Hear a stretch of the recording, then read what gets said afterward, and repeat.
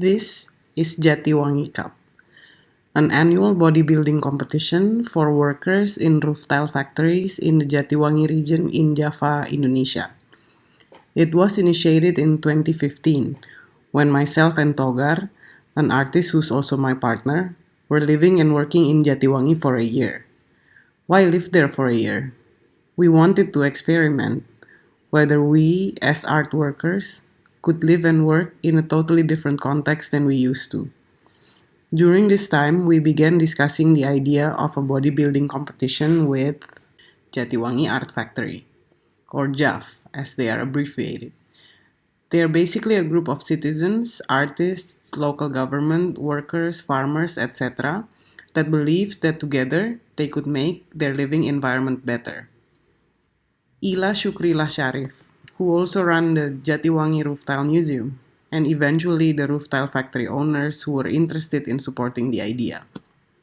Participation in the competition is only open to the roof tile factory workers who have built muscles and strength as a result of the physically strenuous labor of producing roof tiles, or, in other words, those who have rather literally embodied the earth.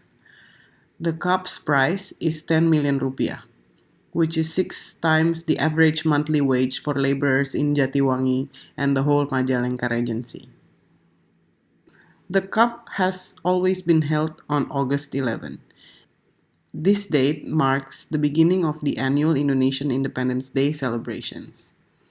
We intentionally scheduled the cup to be part of these festivities, so that the contest was quickly accepted and embraced by the local community, much like other competition-based events staged as part of the national celebrations. Don't ask me why would we be celebrating our independence with competitions. I have no idea why. Probably because the necessity to feel like winning, to feel like achieving something. It's so macho. Not that people immediately would see it that way. Ever since the cup started, everyone involved want completely different things from it. Togar and I were exploring it as a format that could bring people together and how it could enable us to create new work. Jatiwangi Roof Tile Museum is interested in reminding people of the important cultural economic purposes of the roof tile making industry in the region. JAF had a focus on projects exploring mud, clay, and earth. Meanwhile, the participating factories had a nostalgic yearning for a time when the factories were a place for socializing as well as work. For those competing and attending it, it was another celebratory event as part of the Independence Day festivities. Never in our mind have we predicted that these competing workers would become local heroes and idols, and that a number of national television channels would cover the event every year. Not only, as you can see, CNN, BBC, documentary by our news channel Metro TV, but also as a kind of entertainment on screen. I guess due to its unique state. Anyway, the cup just had its fifth iteration last month, last August 11. As always, when it began, never we imagined that it would continue for so long. As you may have noticed, many things that grew out of the cup were not planned, were not imagined, nor destined. The fact that the cup became annual was simply because competing workers would become local heroes and idols, and that a number of national television channels would cover the event every year. Eddie Malik Aziz, the owner of the roof tile factory where the inaugural winner worked, announced that his factory, PG Edi Jaya, would host the cup in the following year. We were like, what? There's a next year? Oh well, anyway, somehow the cup has continued this tradition. It really has become a tradition. I am going to give you a 4 minutes of boring background that maybe is necessary. If it's too boring, please raise your hand to stop me and I will skip these precious 4 minutes of yours. So in 2014, ASEAN was the third largest market in Asia and seventh in the world. By size and by population, Indonesia is more than half of ASEAN. Indonesia is the largest country in ASEAN by population, by density, and by geography. When Togar and I first visited Jatiwangi in 2014, we witnessed the large-scale changes in people's livelihoods across the region. Villages were being relocated for what we now know as the Trans-Java Toll Road. Roof tile factories were closing down and selling their lands to what seemed to be engineering or garment factories. And the new Kertajati International Airport was being constructed. It was going to be the second largest in Java. Java, by the way, is the smallest of the five largest inhabited islands in Indonesia's archipelago. However, 60% of the Indonesia population lives in Java in order to be closer to the capital city, Jakarta, which is only 180 kilometers away from Jatiwangi. The then regent of Majalengka Regency, the leader of an inherited political dynasty in which Jatiwangi sits, he basically disliked the roof tile industry that has existed there for at least a century. He wanted to convert his regency into a modern industrial area. And his understanding of industry was sort of limited to big multinational textile companies that needed large empty grounds on which they can build their factories. The Jatiwangi district is perfect because of how it is situated within Java. The landscape is relatively flat, the inter-province main road crosses right through the middle of it, and it is near to the two big trading ports of Cirebon in West Java and Tanjung Priok in Jakarta. Under Susilo Bambang Yudhoyono's presidency, Indonesia's government proposed an idea of ASEAN Economic Community at one of the ASEAN regular meetings in Singapore. They were proposing this in 2009. Of course, their arguments were all of good things. But anyway, before the economic community had even launched, several countries like Korea, Japan, China had begun to attempt access to land in Jatiwangi, a land where home industry roof tile factories have been around for more than a century. Majalengka's region's desire to convert into an industrial area was therefore relatively simple to enact by facilitating a number of multinational companies that are searching for land to build mostly engineering and garment factories. Land prices are also much lower in comparison to Jakarta's suburban areas, which were already industrialized way even before independence. In addition, Majalengka Regency's regulation on wages and workers' rights are far more loose, so it is still possible for these companies to hire workers on limited contracts and avoid paying workers' health insurance costs that they would be required to pay in other parts of Indonesia. Okay, enough gloom, I'm gonna go back to this. Since the mass media and television are accessed in people's houses, people's mobile phones, and almost literally all over the place in the country, so these images of sexy, sweaty men who seem to be proud to be working in roof tile factories in Jatiwangi also were screened and viewed in the houses in Jatiwangi, meaning in the houses of these sexy, sweaty men who on daily basis are mostly known as someone's neighbor, somebody's dad, or someone's husband. The fact that these images were somewhat filtered through these medias and seen in people's living or dining room, or even on mobile phones, completely changed its values. The media spectacle that has been created by the CUP has enabled communities living and working in the region regain certain confidence that their traditional industries are something to be proud of. This takes us to one of JAF's aims, as its founder Arif Yudi Rahman put it, and I quote, "Usually, people need to go abroad in order to be able to appreciate what they have back home. Before we can afford to send everyone out, let's just borrow the eyes of these outsiders." Hopefully, by socializing with other citizens of the world, people in Jatiwangi appreciate the good side of their livelihood. End of quote. This is achieved by supporting villagers to host JAF's guests in their houses. be it art workers in residence or audiences coming through town to witness cultural life in Jatiwangi. This image, for example, is a good perspective to describe Arif's concept of borrowing the outsider's eyes. They look nice, no? This is obviously a typical day-to-day view in the roof tile factory of simply any working environment in Jatiwangi. Since they have abundance of tiles, the ones that they cannot sell cannot simply just become waste. Where would they throw these tiles anyway? Once burned, clay becomes immortal. So our tourist eyes caught this amazing casual stuff that is simply just everywhere.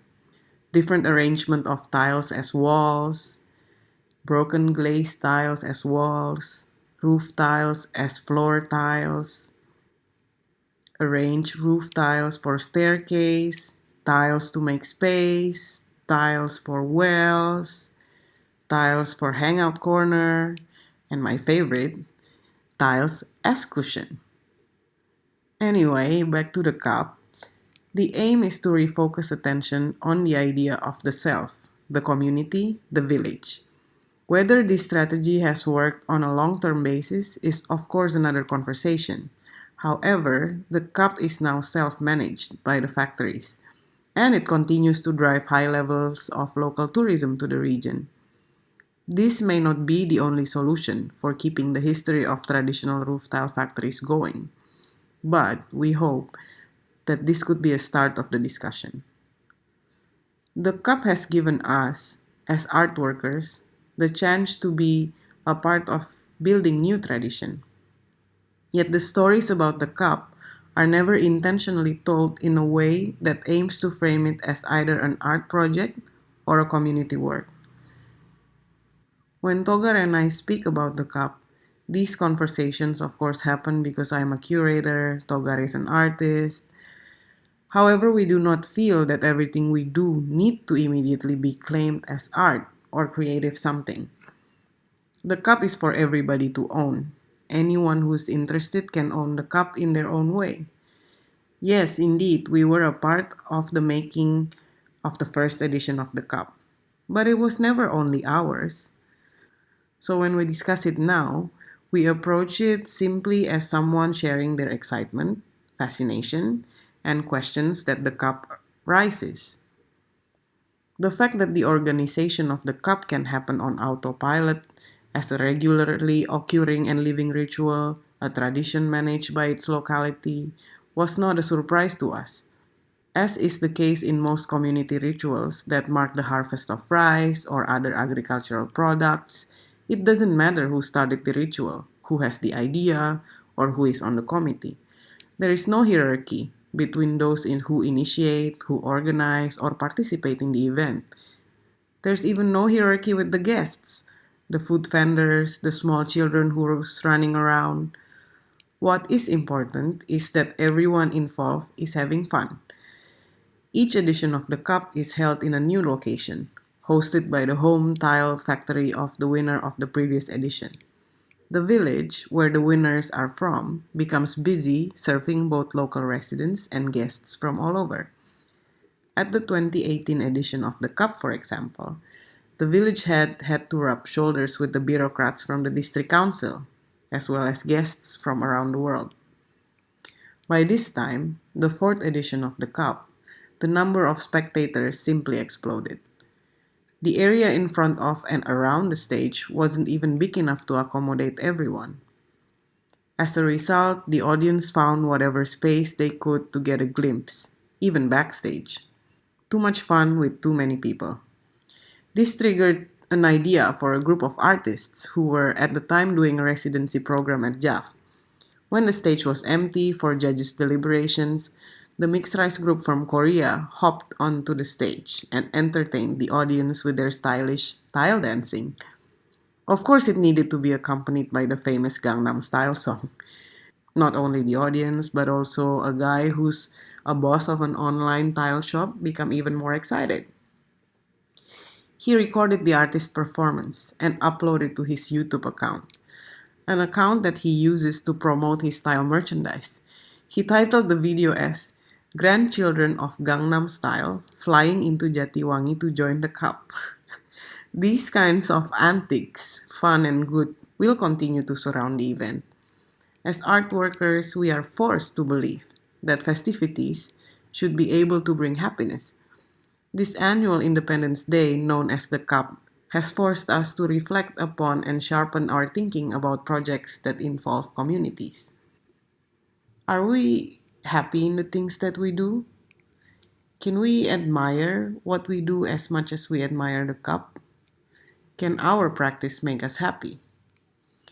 Indeed, since early 2017, we dwell into the possibilities of exploring the position of the audience through our work. We want to change our position. We want to be the people who come to the cup to watch, to be entertained, and to come home with stories. We want to experiment in taking something different out of the cup ourselves, out of Jatiwangi, out of its location, out of its activation. But how do we do this? What is the necessity of taking it out? Where do we take it? To the arts? Why? Because we are art workers? Is that reason enough? 5 years after the cup, it really feels like the time has come to try and understand our admiration for these beautiful bodies that literally embody the earth. What triggered our initial fascination? Even though we grew up in urban areas, we are not the kind of people who normally care much about appearance. Moreover, we are critical of the value placed on physical appearance by the media and the market. How do we work with this super masculine image of muscle bound factory workers without reproducing the patriarchal realities that dominate our societies? How can we admire these toned, sweaty bodies without exploiting them? Are we subconsciously taking some kind of revenge against the exploitation of women's bodies by men? What is the background of how we came together as fans? What first triggered us to exclaim, wow, at the same time 5 years ago when we saw images like these on Togar's camera preview? That ripped, sculpted body really stood out in its modesty. That day, these people Togar took pictures of were just being themselves in their daily working environment. None of them took off their shirts because there was a camera or to impress anyone. Even the toned muscles of his body were not something that he ever tried to achieve. In the cosmopolitan world, such a body can only be obtained by following strict workout regime in the gym. In the world of these men, their bodies are simply consequences of cultivating earth, making tiles. They only took off their shirt because it was hot, either working under the sun or working near the heat of a kiln that had just finished firing tiles. In order to keep working, they needed to be more comfortable, so they opened their shirt.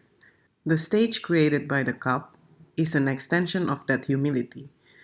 The factory owners and workers have made an annual meeting place.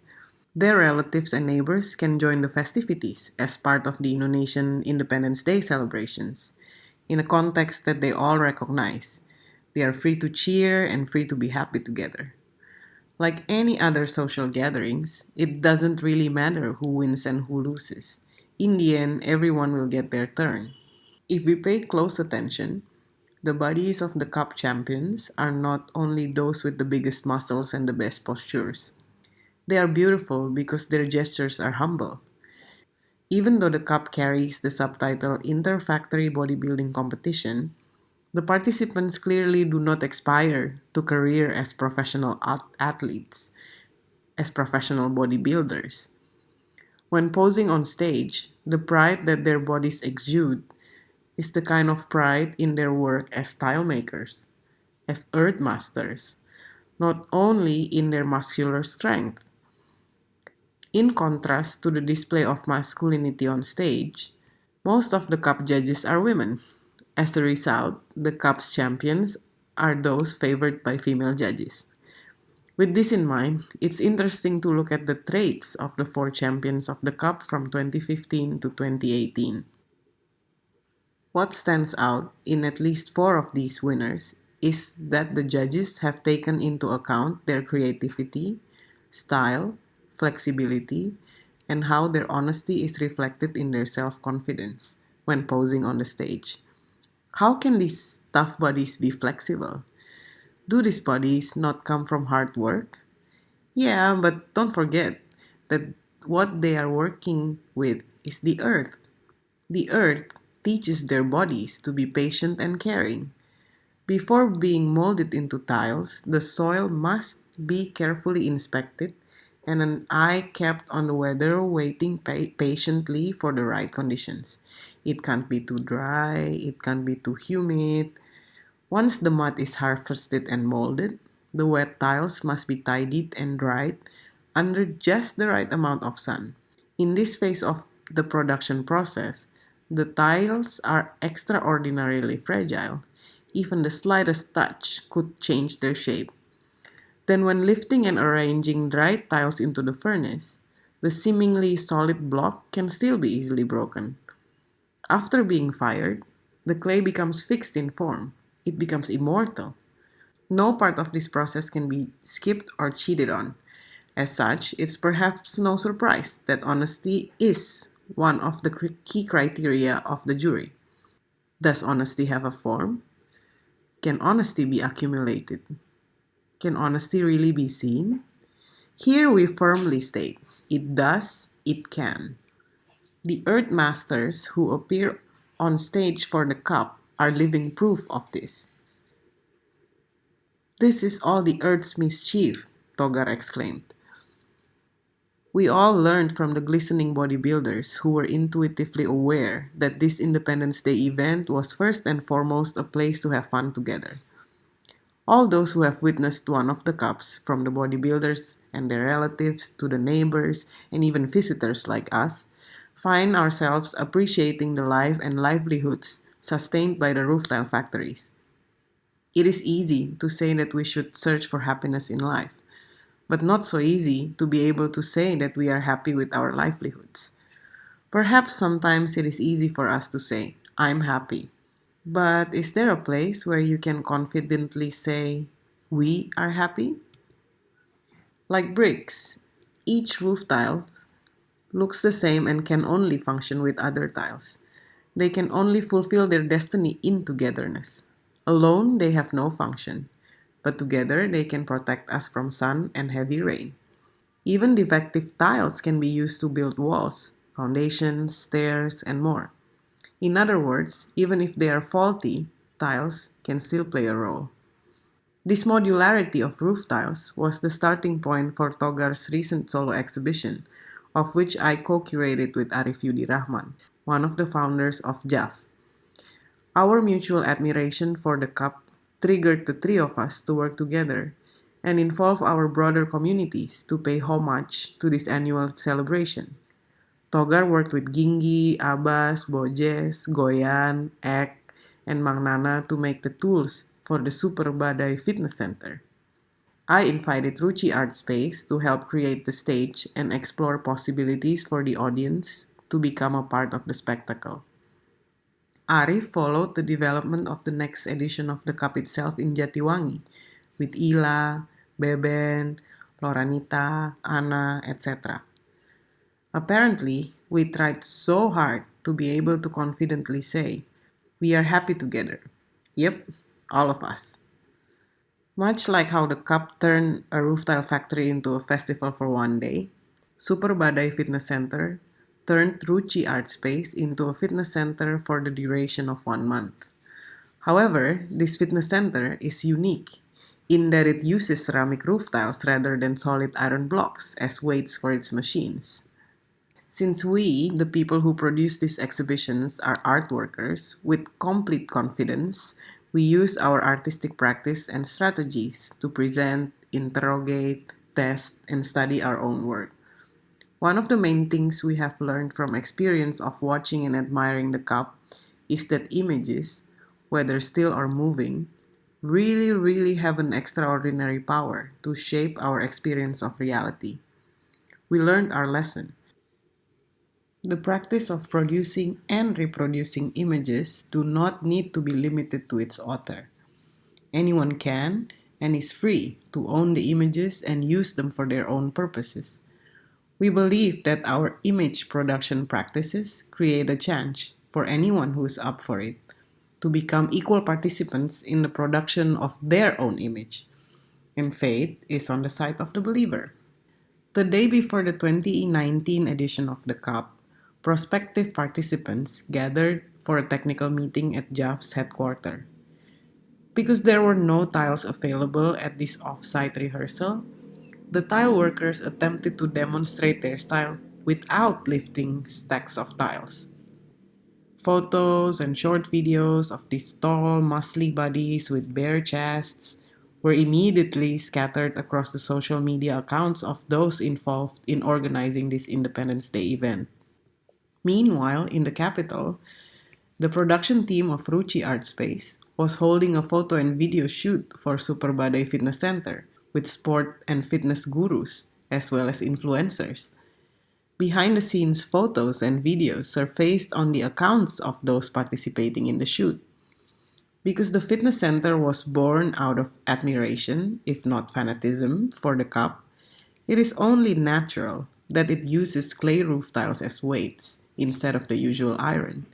However, in this instance, back in Jatiwangi, at JAF, the Earth Masters left their tiles behind and were posing in front of mirrors and cameras as if they were sports and fitness gurus.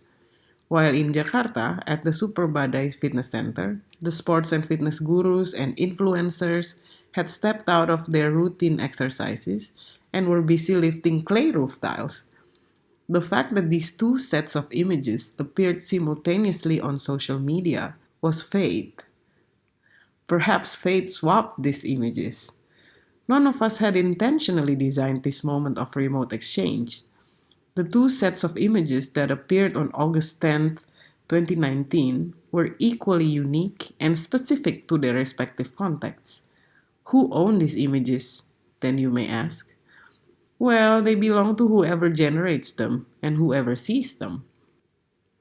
Togar was just making the gym equipments. I was just making sure that the idea gets to be staged in a space that would strive to reproduce the image. Arif was just maintaining the constant tension between rudimentary living and artistic practice that is rooting to life. Ruchi Art Space was just inviting their friends and their public to join the fun. These things that we just do are simply our work as artists, as curators, as community leaders, as gallery. If we sound like we do a bit more than others, it is simply because we like what we do. We enjoy what we do, and we want our friends to also enjoy what we do. Much like the cup, the rest is some kind of magic. Look at these images. The tiles have found their way into cosmopolitan coolness and lifestyle. The tiles that have casted the bodies for generations in Jatiwangi now have a chance to mold other bodies. To end this, I pose some of our latest line of questioning. As a community and as citizens who work together, how do we position our artistry and our artistic practice? Are we aware of the entanglements between artistic practice and everyday social aesthetics? To what extent are we aware of our role as makers, as producers, as managers, or simply just as caretakers of images? Are we ready to produce something that other people can completely own? Can we use our artistic practices to create equality amongst ourselves and others? Cheers. Thank you. That was so long.